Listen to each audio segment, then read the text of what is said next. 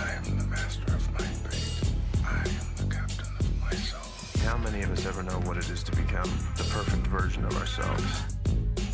This is Decoding Superhuman with your host, Boomer Anderson. Wow. Yes, that's the word I'm going to use to sum up today's conversation. It's wow.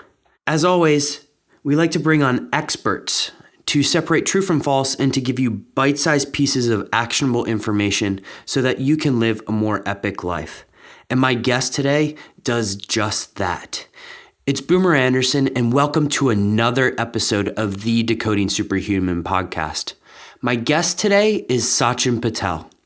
Sachin is a now retired chiropractor, functional medicine practitioner, and founder of the Living Proof Institute.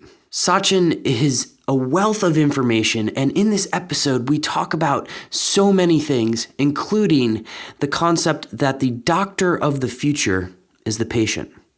We talk about what is empowered responsibility and what that actually means for you as an individual taking control of your own health. Sachin gives you tips, actionable pieces of information that you can use every single day to live a more healthy life. And then he explains the role of the doctor and really getting into the personalization of your own health. This conversation, in case you can't tell by my voice, was so enlightening, so refreshing, and so amazing. And so, Sachin, if you do listen to this, thank you so much for coming on the show.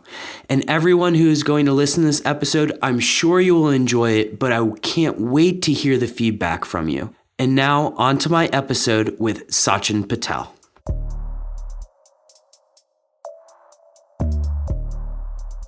The sponsor for today's podcast is Neurohacker Collective. The chairman, Jordan Greenhall, has been on the show to talk about one of my favorite topics in episodes to date, sovereignty. And the medical director has also been on the show to talk about unleashing your human potential through epigenetics. That's Dr. Daniel Stickler. But why do I love Neurohacker Collective so much? Well, frankly, it upgrades me on a day-to-day basis. Actually, I take their products 5 out of 7 days of the week. Their original Qualia stack is something that I absolutely and still thoroughly enjoy. It's packed with over 40 premium brain nutrients to immediately enhance your focus, energy, mood, creativity, and all while supporting your health. Their new flagship nootropic, Qualia Mind, is a premium nootropic supplement that helps support mental performance and brain health. And frankly, with both products, I do not get the crashes that I commonly get with nootropics and other supplements. So I want you to go over to their website and check it out when you have a chance. It's neurohacker.com.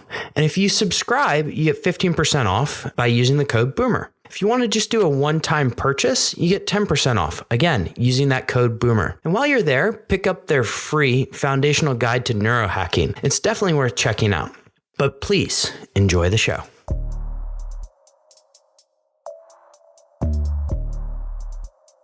Sachin, welcome to the show. Thank you, my friend. It's an honor to be here and an honor to share this time and space with you. I've been looking for this conversation all week, or at least since you and I have exchanged emails, but I know you're fresh off the stage at the Biohacker Summit in Toronto, where you were catching me up on this whole experience beforehand, but do you mind just going into how the doctor of the future is actually the patient?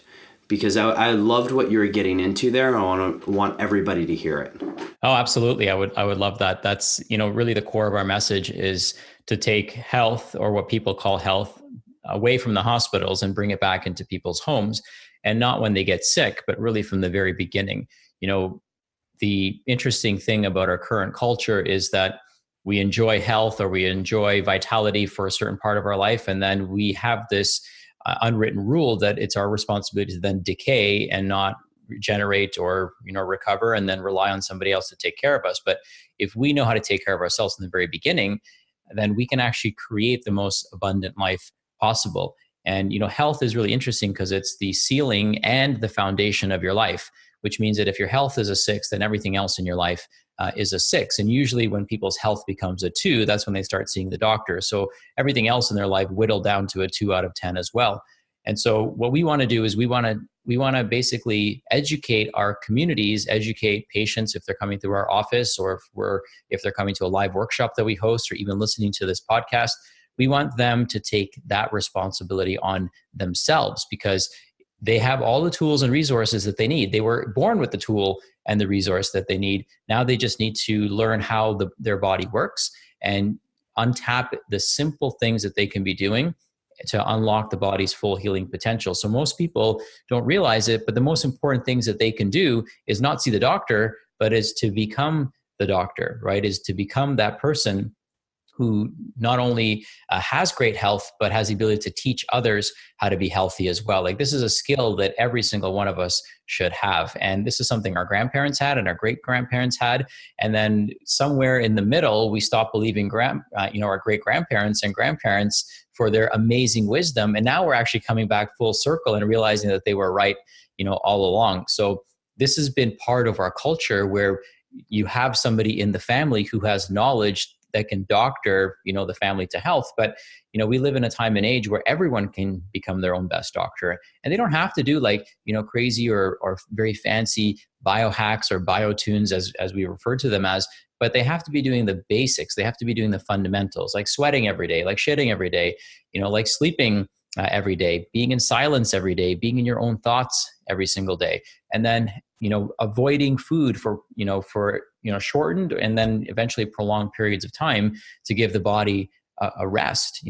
The most fundamental things that people need to do to be healthy are actually things that they could do to literally tomorrow, right? Mm-hmm. You want to start fasting, skip your next meal. You're already fasting, right? You're already moving in the right direction.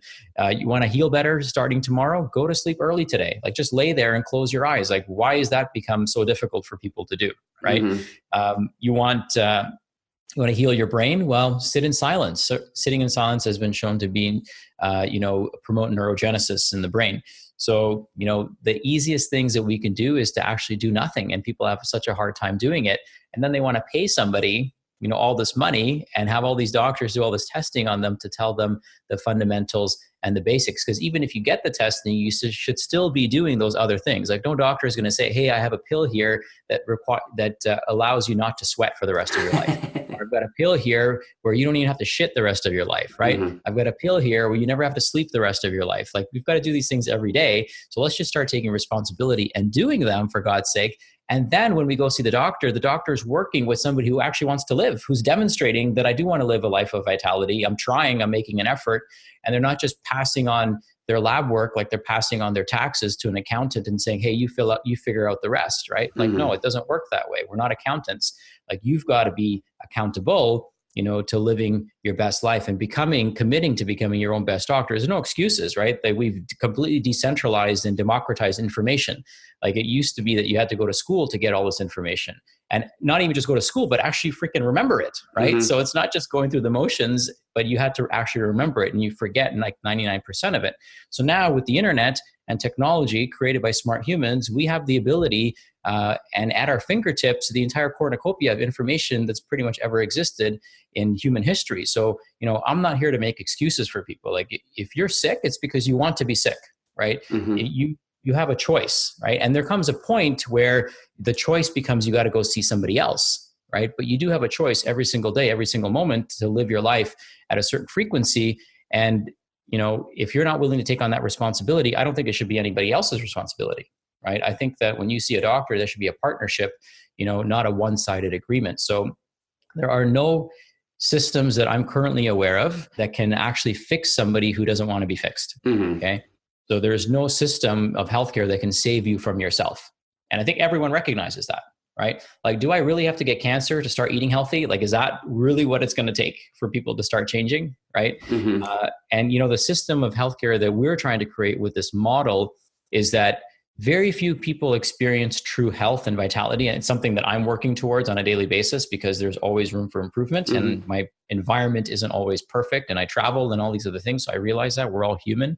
But there's a level of being a human that, kind of transcends our body. So people are so focused on their physical health, and they're fighting for physical health. But what they have to realize is that's not the ultimate human experience. The ultimate human experience isn't this physical body, because there's animals that are stronger than us. There's animals that can fly, for God's sake, mm-hmm. right? So we're not, and there's animals that are way bigger than us, way faster than us. So it's not this physical meat suit that separates us. It's this that separates us. And so the ultimate human experience is human consciousness. And so, the healthcare model of being your best doctor, being your own shaman, if you will, is what allows you to experience human consciousness instead of being stuck in this physical body, in this physical world, which most people are. And so, for some people, it happens, they have this type of enlightenment at a near-death experience, right? That's when a lot of people get this enlightenment, or when they come face to face with death, right?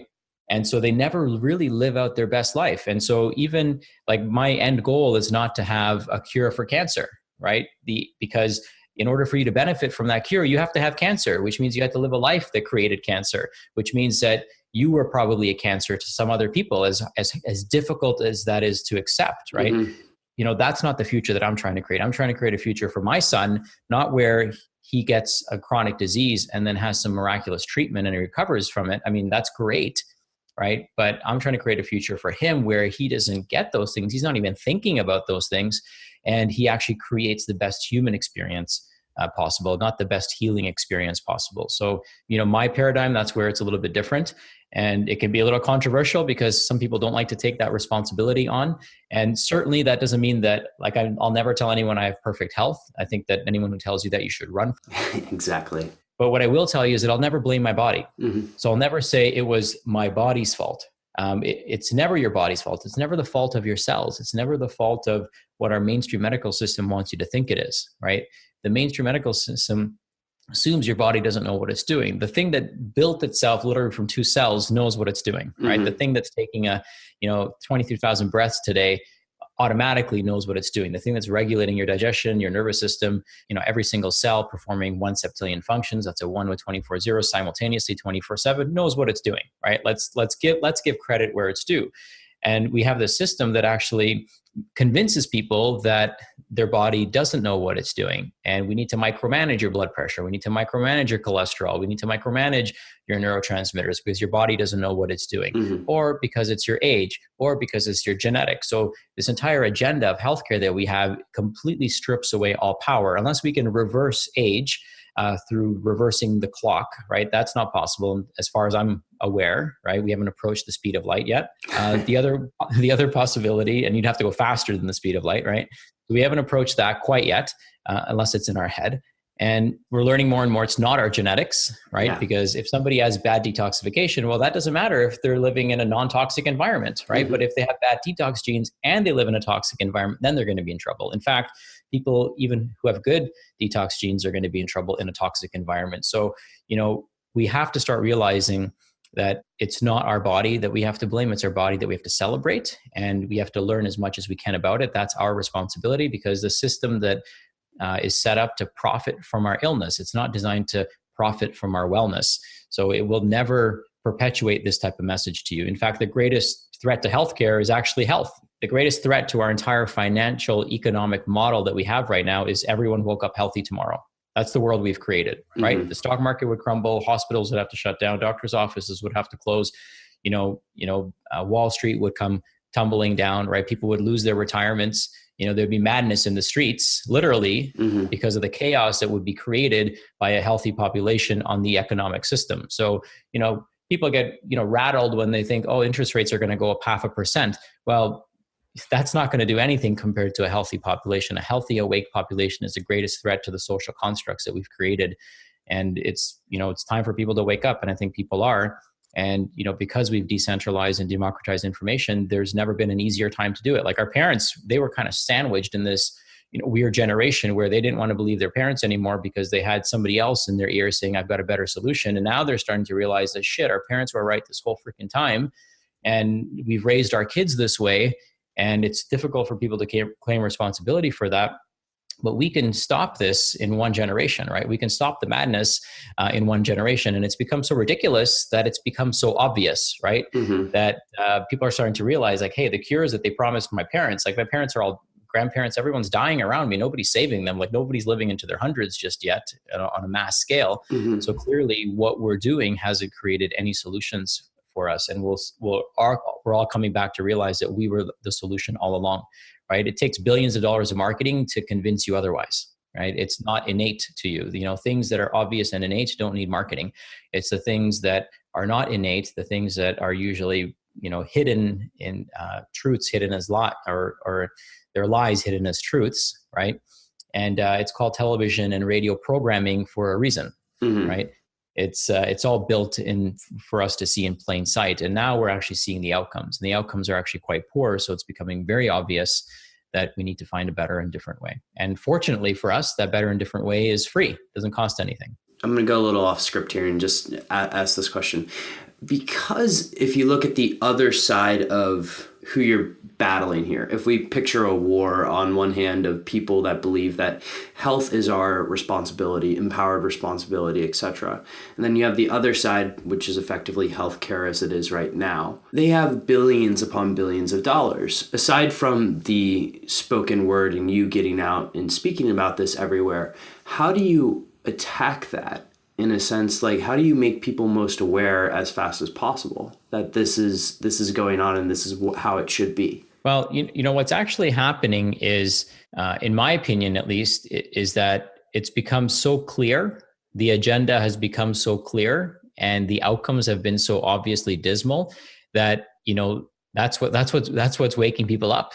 Right? People are starting to realize that my doctor is not going to be able to save me. Like, he's tried; he's had his entire life, and here's the condition I'm in. Right? Or she, whatever. And that's assuming people are even seeing the doctor. Most people, even if they do see the doctor, they see them too late. But in a paradigm where they know how to take care of themselves, that's a whole different story, right? They know when to see the right person for help because they've been taught how to responsibly take care of their bodies. Like, why do we have more training on how to operate a computer, which is way less complicated than the human body? Why do we spend years training, learning how to use that tool instead of learning how to use this tool first, right? And if we learn how to use this tool first, we can learn how to use every other tool way better, right? In fact, we can even build better tools if we have this level of awareness. And so I think that, we don't really have to work against the system. Like, the system now is marketing for us, right? It's become so ridiculous, and people are starting to wake up, and they can't, it just can't continue the way it is anymore. So I don't fight it. I don't go against it. I just create something better. And hopefully people are attracted to that. And, the thing that we're doing is empowering so many more people, right? Because the end game will never be more doctors who think this way, right? So people will say, oh, Sachin, we need more doctors or clinicians that think this way. No, what we need is more patients that think this way, because that's the actual solution, right? Like, how many doctors are you going to train? Like, go through all this training in order for people. I mean, why not just send the people through the training? Right? Why not just teach people the simple principles that they need to be incorporating on a daily basis for themselves to be healthy? And if they do need the doctor, then whatever the doctor does with them is going to be far more effective, right? If you have a surgery, let's say you need a surgery, you're going to heal way better if you're taking care of yourself.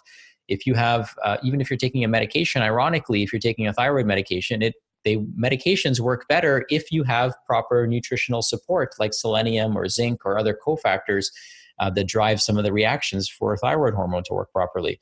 So a healthier person is going to respond more predictably and more effectively to any other intervention that they get. So the main objective should always be to create a healthy population. But depending on who you ask, that might not be what the powers that be necessarily want, right? Because an awakened population is a dangerous thing to the constructs that we have right now. So this is all brilliant, Sachin. I really appreciate you sharing it. Now, one question I have for you is, because you're spreading this message, what's the most common opportunity, and I use that word rather than issue, that a client, patient, etc., comes to you with? And because it sounds like you have a very, for lack of a better word, simplistic formula for making people healthier, but what is the most common issues that you see? Well, there comes a point where patients themselves have to realize that there's only so much they can do on their own,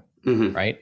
So we can get pretty personalized with somebody's care, and we can get very individualized, but that doesn't exclude that person from doing some of the basics and some of the fundamentals. Gotcha. Sometimes you'll get into a situation where people know enough to be dangerous, right? And they start making certain assumptions. So we don't necessarily want people self-medicating either. Yeah. right? That's where you can run into challenges. So my main objective is, let's get you doing the basics. Let's clean up your environment. Let's clean up the emotional baggage. Let's acknowledge it if it's there, if it's present or has existed and you haven't resolved it yet. Let's get you connecting with nature a little bit more. Let's get you chewing your food for the first time in your life instead of inhaling it, right? Food is not air. You've got to chew it. So let's get you chewing your food again. Let's get you to slow down. Let's get you parasympathetic. Let's see what this healing machine is capable of, right? If you're not putting your body or making any effort to put your body in a parasympathetic state, which is the state in which it needs to be in for it to be healing, then you haven't even unlocked your own potential. Just slowing down will increase the healing capacity of anybody, right? Like take a week off work. That'll heal you, right? Everyone takes sick days because we have this culture where you have to be sick to miss work. What about healthy and happy days, right? How cool would it be if you were like, hey, boss, I feel amazing. I want to take my son, or my family or my wife, I want to take her somewhere and enjoy Mother Nature, right? I want to watch the leaves and as they're changing colors. Like, why don't we have that as part of our culture? It's because you celebrate sickness in a sick culture. I mean, some of these suggestions involve really altering the whole system, which I'm totally in favor of. And a lot of these things are very helpful. Now, I guess when we start talking about cleaning up environments, maybe perhaps some practical tips for people that are listening out there, what would be, I guess, a handful of suggestions you would have for people? Yeah. So, I mean, big thing is first water, right? Recognizing that give or take 70% of your body is water. Let's clean that up, right? The solution to pollution is dilution. Let's get you drinking clean, remineralized water. So we have a Berkey filter in our home and we have mineral stones that we put in it. And so we remineralize the water. So you want to drink about 3 to 4 liters, depending on your body weight. Meet yourself where you're at, but make sure you're using clean water to not just drink, but also bathe and shower in. So one of the challenges, I'll be totally transparent, I used to have a Berkey shower filter and an Aquasana shower filter when I lived in a condo. Now that I moved into my new home, we have rain showers. And so we can't put a Berkey filter on the rain shower. Yeah. So we just moved into this place, so we're going to filter the whole home, right? So reverse osmosis, remineralized, structurally re-energized water is probably the best water that you can drink. So start there. I also strongly believe in a connection with nature, right? And my connection with nature is my form of meditation. It's my way of appreciating, just this beautiful planet that we're so blessed to be on. We spend billions of dollars looking for other planets like this. So we should just enjoy the one that we have, right? And how amazing it is. And especially this time of year, it's fall. So, I've got a ravine in my backyard. So we've got all the leaves that are beautifully falling down and transforming. So a connection with nature is quite simple. And, getting your bare feet on the ground as often as you can. Again, meet yourself where you're at. Some people might say it's too cold. Well, again, on the warm days, go ahead and take advantage of it. You can also get a grounding mat or a grounding sheet that you can sleep on that replicates the same electrical discharge, if you will. We also want to get people to, eat less frequently. So if you can eat every other day, so there's alternate day fasting, which has been shown to be very beneficial, or at least, have a 12 to 16 hour window where you don't eat anything. That could be also very beneficial. So intermittent fasting, and you can, most people will skip breakfast, but you could skip dinner if you want, right? It's, that's not, the objective is not necessarily to, do everything exactly the way somebody else does it. Find what works for you. But, we know that calorie restriction for, short periods of time, up to 5 days, can regenerate stem cells. We know that intermittent fasting can give the digestive system, the immune system, the lymphatic system a much needed break. And, we don't have to eat like the food industry wants us to eat, right? Like if you think about it, we've been kind of shoveled this lie that we've got to eat like 5-10 times a day. And if you want to lose weight, you got to eat more food. And the 6 meals a day. I remember that. Yeah. It's like old school, right? Like and we used to be so convicted that was the way the body worked, that the body was so stupid that if we didn't eat like every 2 hours out of our Tupperware containers, that we were going to die somehow. You're going to burn your muscle. That's, I remember that message loud and clear. And it's so funny because like I was sitting there and I'm like, why the hell would the body do that? That would be like the stupidest thing for it to do. Why wouldn't it use fat as an energy source first? But no, the trainers all told us that you would burn through muscle. I'm like, dude, that's like super dumb. And now we're realizing that, yeah, that was the case all along, right? So people, even people in, very professional positions are being fed lies, right? You have to remember somebody's educating the educator. And, if there's an agenda there for you to eat more food, then guess what? We're going to perpetuate this lie throughout the entire system. So, eat less food. That's another one, right? Go to sleep. Okay. Get more parasympathetic. Turn off the lights a little bit earlier in your home. People are like, oh, I'm not tired at night. Well, how many lights are on in your home at night? Convincing you that it's still daytime, right? Convincing your pineal gland and the melopsin receptors in your eyes that it's still daytime outside. Like it's not daytime, right? So many people are exposed to junk light, and it's not just the light, but it's how long they're exposed to that junk light and what times of the day. Melatonin, which is a hormone that's very interesting to us, is actually made from serotonin. Mm-hmm. And in order for you to make more serotonin, you need to get more sunlight during the day. Mm-hmm. So if you want to sleep better at night, you have to get more sunlight during the day so that you can make more of the melatonin at night. And melatonin is also regenerative and restorative for the immune system. Mm-hmm. So one of the world's leading melatonin experts actually takes 250 milligrams of melatonin per night, which is like that seems a lot to me. Yeah, I mean, you got to work your way up to it. Yeah. Like, you have to also remember that melatonin receptors, you have 400 times more melatonin receptors in your gut than you do in your brain. Mm-hmm. And so the question becomes how much of that is actually absorbed in the or utilized by the digestive tract versus being utilized by the brain itself. So I'm not saying that we should take high doses of exogenous melatonin, but certainly if you want to increase your immune function, you want to increase your vitality, you want to get into a more deeper restorative sleep, then cut out the junk light, get more daylight during the day so that you can actually make more melatonin at night. And you need proper methylation for that to occur, particularly B6. And B6 is a vitamin that can be depleted under periods of stress. So if your stress levels are high, then there's a great product that I personally take. It's called Cortico B5 B6. Mm-hmm. So it's got a synergistic blend of B5, B6, magnesium and vitamin C, which is essentially the precursor, building blocks for healthy adrenal function. And you also have pretty sweet dreams when you take B6. So you can take that and you'll start having some very vivid, memorable dreams, which is a cool thing, a cool experience. You can live 2 days in 1 day, right?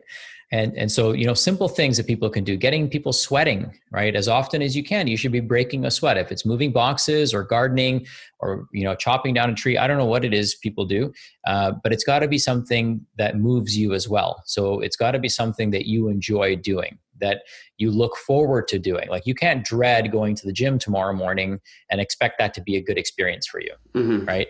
Like people are like, oh, I hate going to the gym, but once I go, I feel great. Well, yeah, you're getting that endorphin rush, but you should feel great about going to the gym the day before, right? Because if you dread going somewhere 3 times a week, you're actually creating anxiety and stress around the entire experience. Mm-hmm. And that you're chemically sedating yourself with the endorphins, but emotionally you didn't want to be there, right? So you should never be anywhere where you physically and emotionally don't want to be, right? Mm-hmm. Because that creates a lot of constraint for people. And one of the simplest advices I could give a lot of people is quit your job, right? People are like, oh, my job is so stressful. Well, okay, quit it, right? And it's quite fascinating because, when people who actually do listen to that advice, and I say it with a straight face every time, people who do listen to that advice live a much better life, and they come back and they thank us, and they say, hey, actually, guess what? My fear was I wouldn't get another job or a job that paid this well. But guess what? I have a better job that pays me more money and that's closer to home. And I love going there every single day. And I actually feel appreciated when I go into work every day. So, sometimes that in and of itself is for the best medicine that people need, right? You should wake up every day excited about the day. Like I was excited about today. I had a call with my coach. I had a call earlier today, just before this podcast. I've got this podcast with you. I'm going to be speaking with a mentor in the next few minutes once we get off this call. And then I've got a call with a coaching client. Then I fly out to Houston and I educate a bunch of doctors tomorrow. So I love that. I'm super stoked and I'm super excited about that. And I get to spend some time with my son before I do all that. And so, that's, to me, that's an exciting life, right? I'm not dreading any one of those things. But if you dread that 40 hours that you're going to be occupied next week, in addition to all the commuting that you're going to be doing, then, that's a easy health hack, if you will, or an easy health tune is just quit your job, right? And some people are like, I need the benefits. I'm like, yeah, you need the benefits because of the job, right? So there is the irony right there. And so it's fascinating what people are willing to subject themselves to for the almighty dollar, but also the uncertainty that they have in not knowing that there's someone else who will value them, right? So it's all about value systems. Like when somebody says, oh, I won't find a job, what they're actually saying is that nobody values me. That is a very good point. So they have, they feel like there's no value that I can add to the marketplace except this one stupid thing that I do every day that is destroying me. So yeah, for some people, quitting their job is the best advice I can give them, because I don't want them healthy going to a job that they don't want, right? It's like me fixing your car, but then you drive it in the wrong direction every single day. Like I should have not fixed your car, right? It would have been better if your car was broken and sitting in the driveway instead of you driving it where you don't want to go every day. And as somebody who, by the way, it took me a year and a half to realize that advice was a very good one. But I used to go to my parents, my family, everybody and say, hey, this job is killing me. And more than a few people have told me just to quit. And it took me a year and a half, but it was the best decision I ever made. So it's been an absolute blast after doing that. Now, Sachin, I want to ask you about how you came to where you are now, because I've done a little research on your background and really sort of in both functional medicine, chiropractor, but also the Kalesh method. Do you mind just talking a little bit about how that sort of shaped you and shaped what is the Living Proof Institute today? Yeah, so I'll give you a bit about my background in a meaningful way, because there's lots of little steps to getting there, but I'll give you the 3 to 5 minute overview. So I was a chiropractor practicing in Norwood, Ohio. So that's just a little sub-city of Cincinnati, Ohio. I moved there and I was working as a sports chiropractor. And really, I had a great career there. I had an awesome job. I had an awesome mentor, and they really invested heavily in me. And then one day, I remember there was somebody in our office who we were treating. Her name's Judy. And Judy worked for the news. She worked for Channel 9 News, WCPO in Cincinnati. And she was really enjoying her treatments at our office and really benefiting from them tremendously. I still remember she had a lot of shoulder tightness, and we did something called active release technique. And so she's like, this is amazing. I've never experienced this. We need to get you guys on the news. Turns out my employer at the time had been on the news before, but she had frozen on live television. So she had this emotional trauma from being on television. And so she's like, Patel, you do it. So I did it. And, they recorded, they came in August and they recorded, I still remember, and then they aired it during the sweep season in November. And all we talked about was elbow pain. So I still remember this lady, Connie, and she had been to all kinds of different specialists for her elbow pain, tennis elbow and golfer's elbow. And nobody was able to get her better. So they came in, they interviewed her, and so on and so forth. And then I still remember the day, because when people came in, or when the news story aired, people kept calling. The phone just kept on ringing that day, and it was like 5:20. So the phone kept ringing, people kept calling, and then guess what? The people that came in, not a single person except one individual had elbow pain. Everyone else had some sort of other chronic, degenerative, debilitating, mystery, unresolved illness. And there was no mention of any of that in the news report, right? So we were strictly focused on tennis elbow. And now people were coming in with fibromyalgia, rheumatoid arthritis. This one guy had headaches. He was taking 16 Tylenol per day for the last 10 years. And so people like this were coming in and we're like, how are you still alive, right? Yeah. And so I didn't know what to do with these individuals. I was like, I was used to treating in hindsight, I realized athletes who are really the healthiest people in my community. Like people would come to us whining that they couldn't run, a sub 3 hour marathon because of a little twinge in their pinky toe, right? Mm-hmm. So those are the type of people that I was seeing, and it was great helping them because it was like a little mystery puzzle, and these people would push their bodies really hard, and it was great to witness what the capabilities of physically of the human body are. But I also realized that helping those people is great, but it's really for self-glorification, right? It's not making humanity better if this guy can run a little bit faster, right? What would make humanity better if this grandmother can get off the couch and help her daughter raise her grandkids, right? That would make humanity better, right? If we could get this person who's completely crippled and debilitated and is so focused on pain that they can't tell the stories of their youth that could, really change the course of history possibly for that family or that family tree, like, to me, that changes things. So what I realized is that, hey, I don't know how to help these people, but I don't know where to send them either, because through their stories, I learned that they've been through several different practitioners and tried all kinds of drugs and medications, and nothing was working for them. And around the same time, I started receiving messages from who would later become my mentor, Dr. Ron Grisanti. And as a chiropractor, I felt kind of trapped, to be honest. I didn't realize what my scope allowed me to do. So I was really stuck in the structural mindset, and, we incorporated diet, nutrition, and things like that, but really not digging deeper than that. And so Dr. Grisanti exposed me to functional medicine, and he was a chiropractor himself. And so it really opened up that Pandora's box for him. Like, hey, he's doing this and he's in South Carolina. I wonder if I can do it in Ohio. Turns out that Ohio is actually a great state for, functional medicine-based chiropractic care, or vice versa, right? Chiropractic-based functional medicine care, whatever you want to look at it as. So I started incorporating, I took the training, I became part of the first graduating class of FMU, and my boss at the time wanted nothing to do with it. She wanted to kind of really stick in her niche, which is, working with elite athletes and working on them from strictly a soft tissue perspective. And I told her, I said, listen, this can apply to them, and we can actually see even better results with them because they're so active. But it was just not in her comfort zone and not what she wanted to be known for. So I ended up leaving that practice and working for another company who did embrace that. And in doing so, I helped them build 2 of their most successful clinics, along with a friend of mine, Dr. Ammer. And, we were growing that company so fast, and, they just made a few, bad decisions in hindsight. Some entrepreneurs make bad decisions, and they made one of them, and they started expanding too quickly. And so when push came to shove, they actually couldn't afford to pay me anymore. And as a result of that, I had to walk away from that. And I say all this because I want people to understand that it's not all like, sunshine and rainbows and unicorns, right? Like, the company owed me $60,000.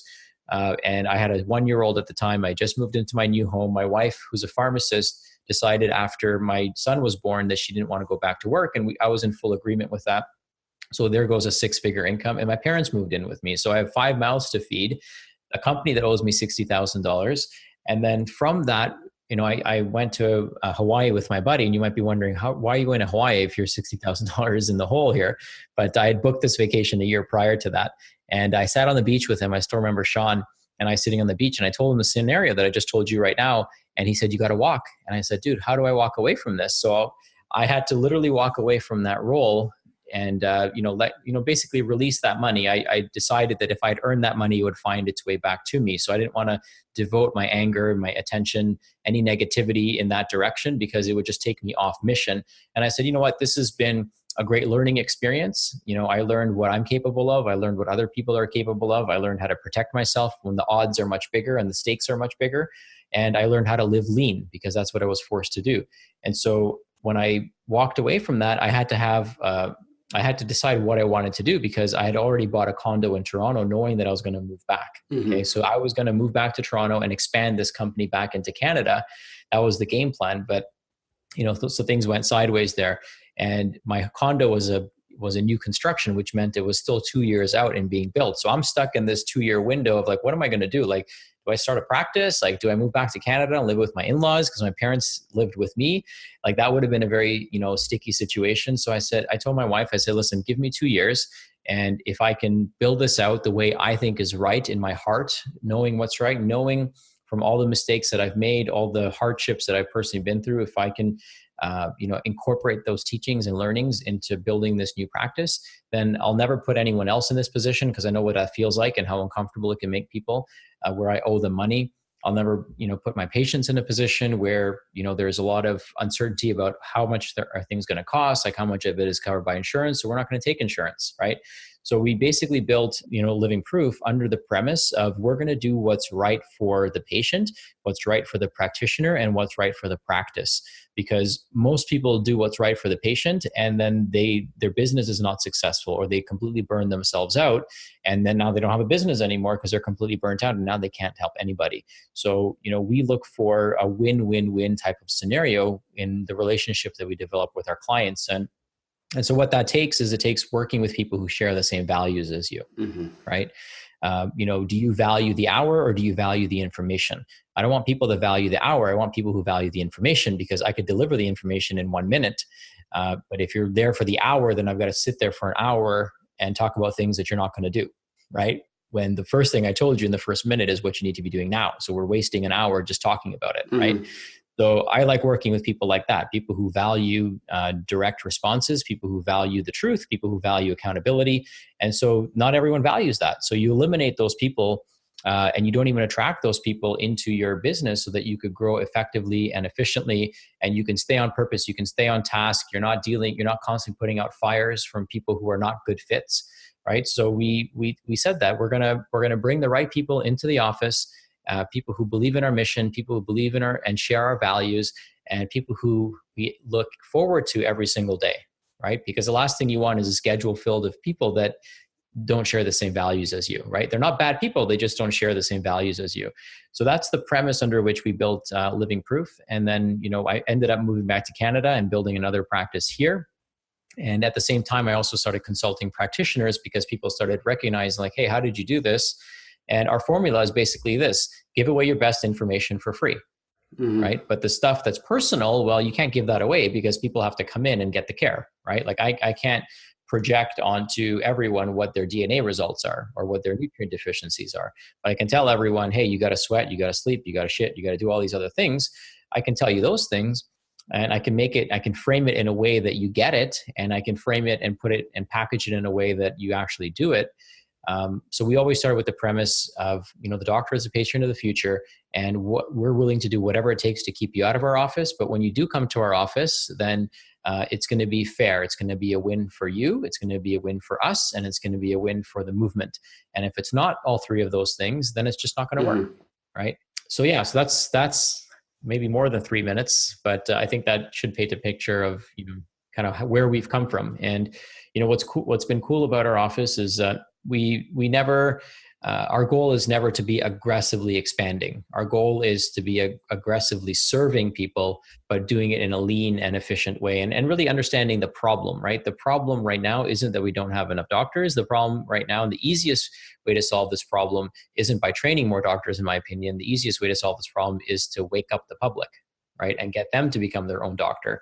That's the easiest solution in my opinion. And if we can do that, then if I was president or if I was the prime minister of Canada, I would make it mandatory that you go and get trained on how to raise a healthy baby, right? When you're pregnant, like that should be mandatory.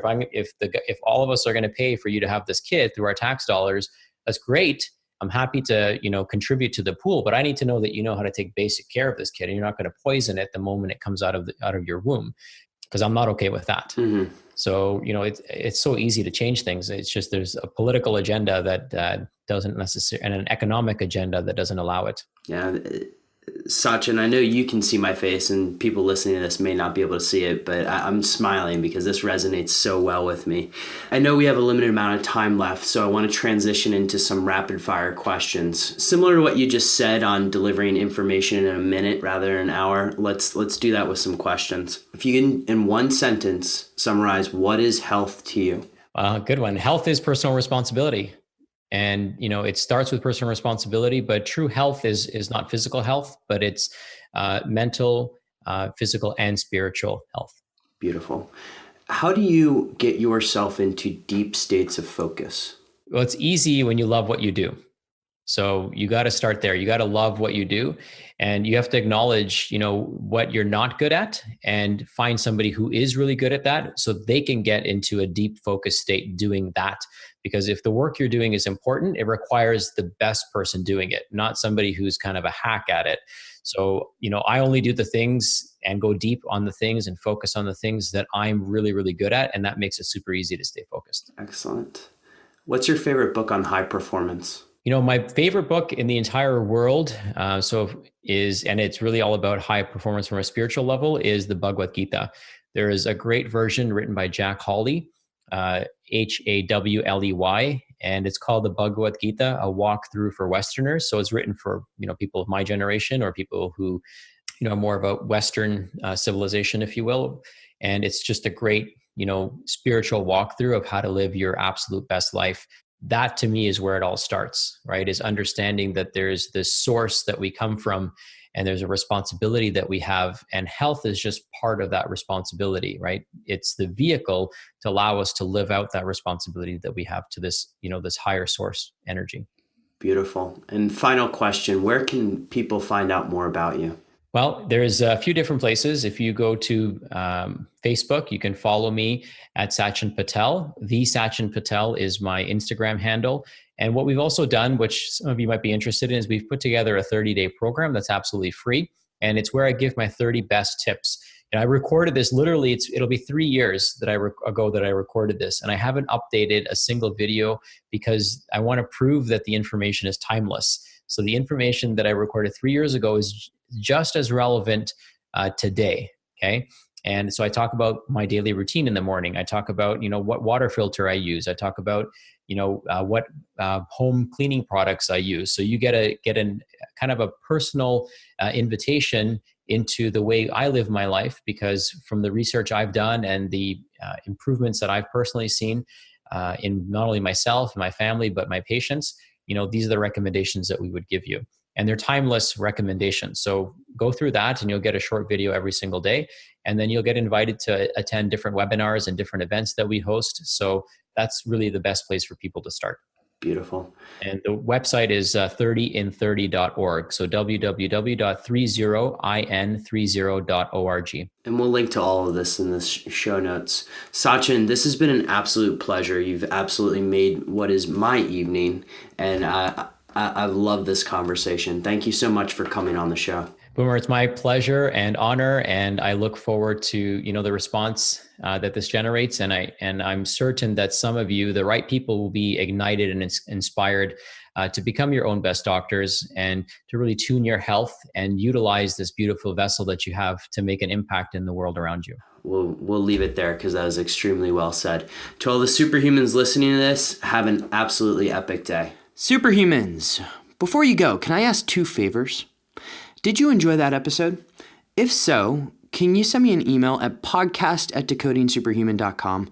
Provide any feedback, positive or negative. I would love to hear from you. And for those of you who have really taken advantage of that, I respond to each email.